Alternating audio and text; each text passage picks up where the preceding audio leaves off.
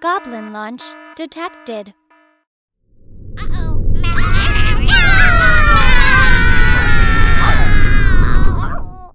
Before we get into today's game, I want to talk about the sponsors for my channel. Card Conduit is the best way to sell your unused magic cards. Whether you've got a box of unsorted bulk, or a complete and alphabetized set, there's a great option for everyone. With a payout averaging 19% better than using any one buy list, and that's after fees are applied, you can rest assured you'll get the best bang for your buck. If you're a skeptic like me, their easy customer service and detailed reports make the whole interaction transparent and safe. And if you use the affiliate link in the description below, or the promo code MTGMUDSTA, you'll save 10% off their fees.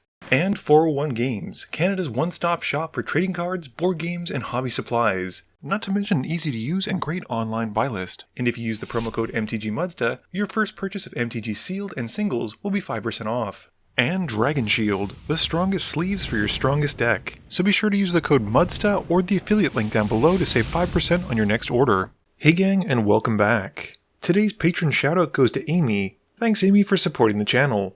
Today's game has Matt, Arja, and John rejoining me, and Matt has brought his new Me the Immortal deck, keeping Mountain, Once Upon a Time, Nature's Lore, Scavenge Brawler, Search for Tomorrow, Tuskguard Captain, and Cultivate.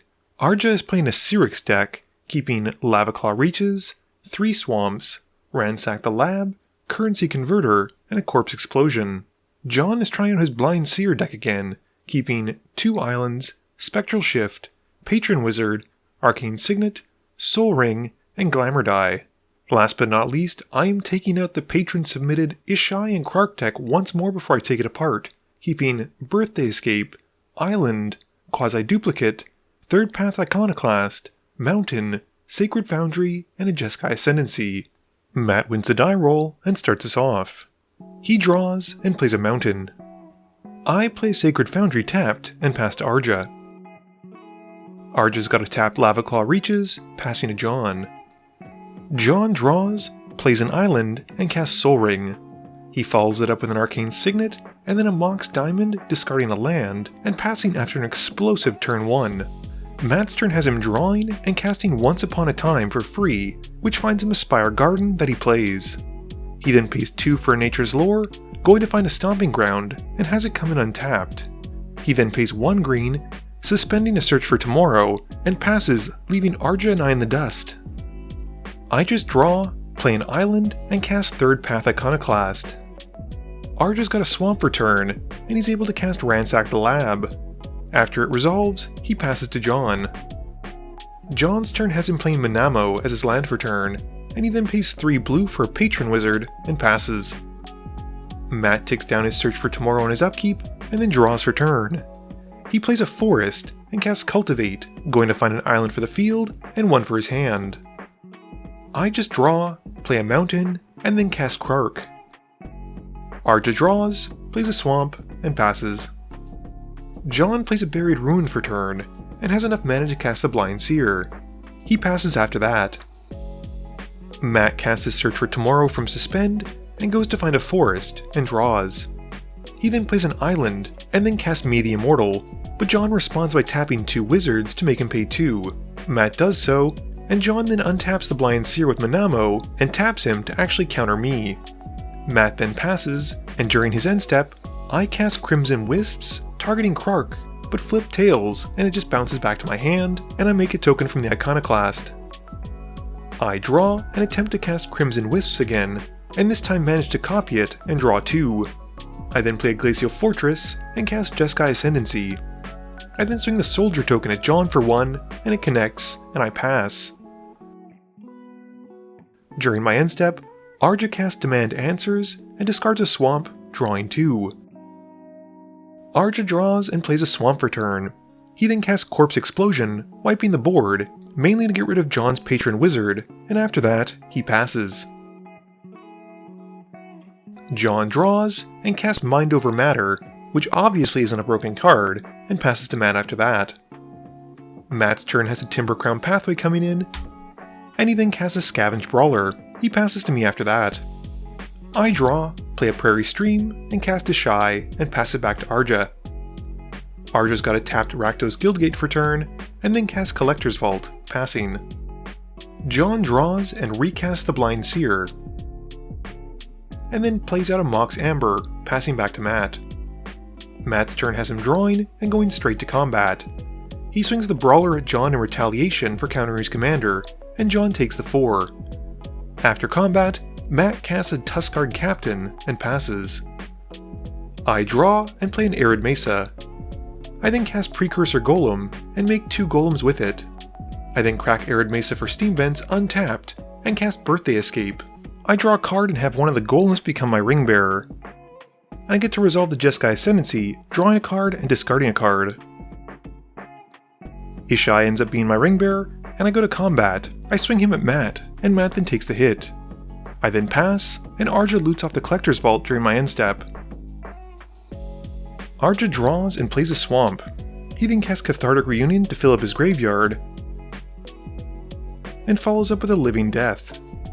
Arja's Markov Enforcer then enters from the Living Death, and with its Enter the Battlefield trigger, keeps the Patron Wizard off the board. He then goes to combat. He swings the Phoenix Chick at me, dealing 1, and passing to John.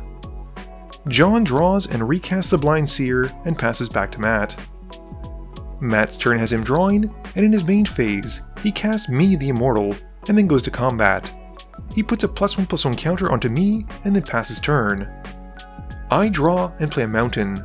I then cast Birgi, and play Quasi-Duplicate, and target Stormchaser Drake.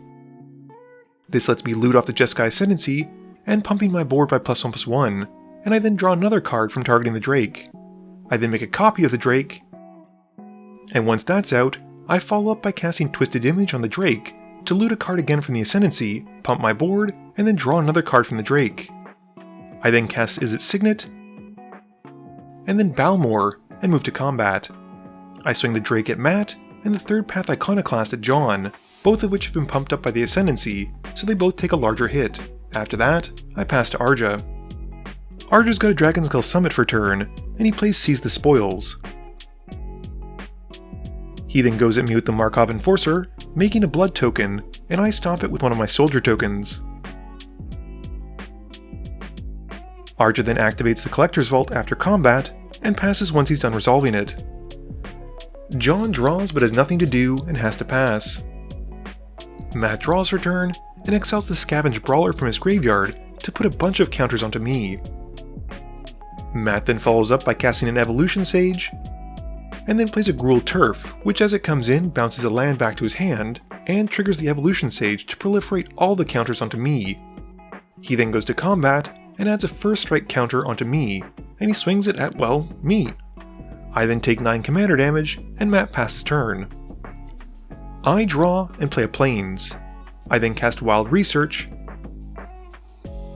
and I cast an Expedite targeting the Stormchaser Drake, drawing 2 cards.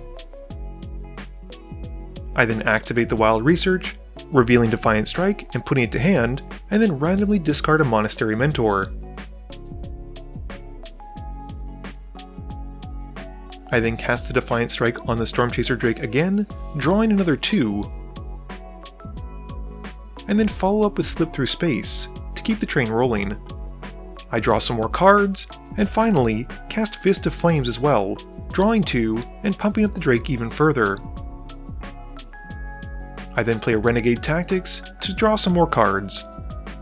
I then finish up my spell train by using Cyclonic Rift to bounce me back to Matt's hand, and I go to combat. John responds by activating Mind Over Matter twice, tapping down my 2 Drakes, and I'm forced to only swing my 2 soldiers at Matt, and Birgi, Balmor, and the Iconoclast goes at John. Matt then dies from my attacks, and John drops to 6 because of all the pumps that I've been putting out.